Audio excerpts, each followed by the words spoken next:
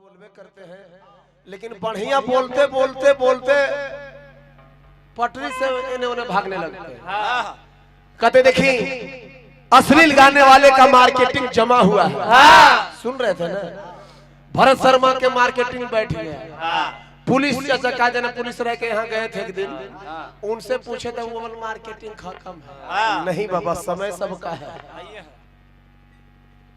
जब बसंत ऋतु का आगमन होता है हमारे भारत के अंदर, जब बसंत ऋतुओं के राजा बसंत आते हैं, तो कोयल अपनी बोली को लोग मीठा मीठा बानी सुन के कान में इतना मिजाज आनंद से खुश हो गए। तो कर समय है। जैसे ही बरसात आ जाता है तो कोयल सोचती है कि अब बेकार बोलना का है। झिंगुर बेंग कैसे करे है बरसातों में, का बेंगाव करे ना, देखते हैं आओ आओ आओ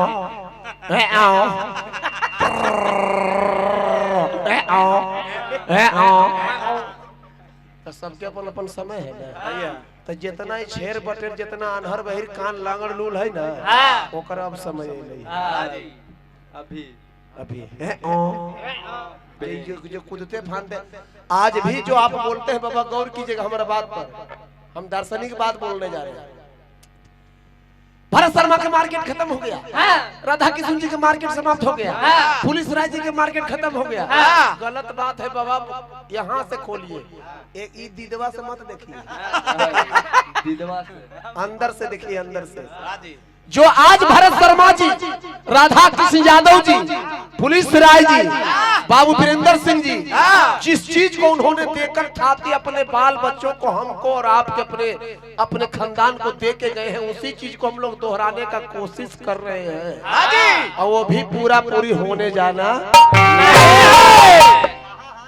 भरत शर्मा आज भी गा रहे हैं, क्योंकि उनका चीज हम लोग गाने का कोशिश कर रहे होता है, ये नहीं वो खबर ना करी।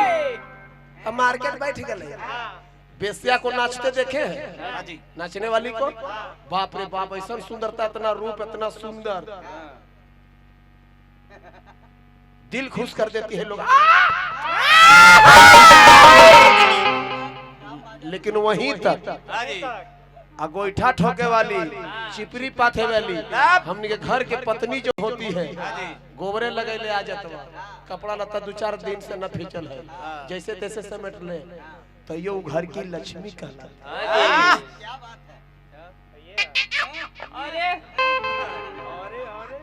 आई जो नाचे वाली जो खूब सुंदर सुंदर आवा है, एको दिन कहबो कि तो हमारे चिंटुआ के मम्मी है। इसका मार्केट मंच तक, वो है जीवन साथी जिंदगी का टंच तक।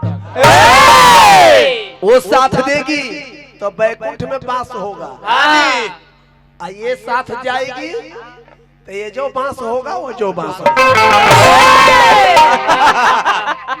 अगर गलत बोले तो बोलिए भैया जी। अच्छा, इसलिए जो चीज चमकाऊ है वो बिकाऊ हो सकता है बाबा, लेकिन जिंदगी भर के लिए टिकाऊ नहीं हो। सही बात। ई कौन है जो चमकाने वाली है? जब तक माल रहेगी तब तक कहेगी हाय जान, हाय जान, ओ माय गॉड, ये माल तक है। आओ एकदम दरिद्राई नमा हो जाइएगा तो भी कहेगी भला है बुरा है जैसा भी है मेरा मेरा देवता।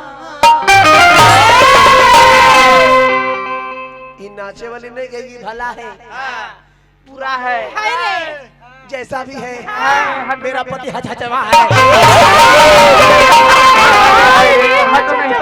हटो नहीं तो मार दूंगी। वो दूसर चीज है, घर वाली दूसर चीज है, मंच वाली दूसरा चीज है। उसको देखिए बाबा, 5 रुपया के बिंदिया बेटा, 5 रुपया के टिकुली बिंदिया, भले 50,000 नहीं 1 लाख के पायल बनवा लीजिएगा तो गोड़वे में पहने लायक रहता है। 5 रुपया के टिकुली बिंदिया जो कहा है, ओकर स्थान कहाँ है? यहाँ है। पायल के स्थान नीचे, गोड़ में। तो ये जो नाचे वाली है ना, ये गोड़वो लायक ना है, और वो जो है यहाँ है, यहाँ भी नहीं, यहाँ रहने लायक। माहौल गंदा मत करा भाई। चले हम